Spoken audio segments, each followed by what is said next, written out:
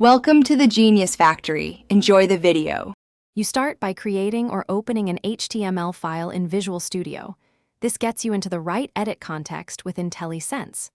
Once the file exists, type an anchor tag, a href equals target. HTML, link text /a. You're doing this now because the href attribute is the actual pointer. Use relative paths for files inside the project and full URLs for external destinations. Make sure to save the file so the editor updates its path suggestions and error highlighting immediately. Next, you refine the link.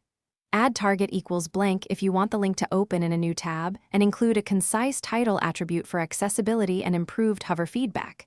Use the editor's path suggestions to pick /file, HTML, or /folder/file, HTML, or paste a full HTTPS//URL for external links.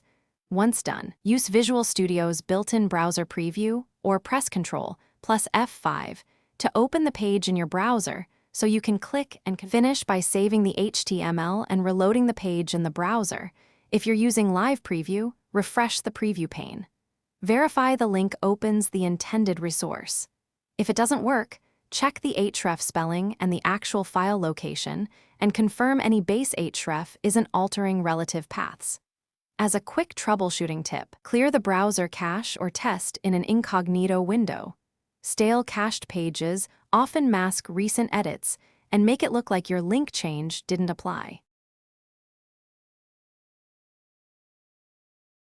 Thanks for watching. If you found this helpful, don't forget to like and subscribe.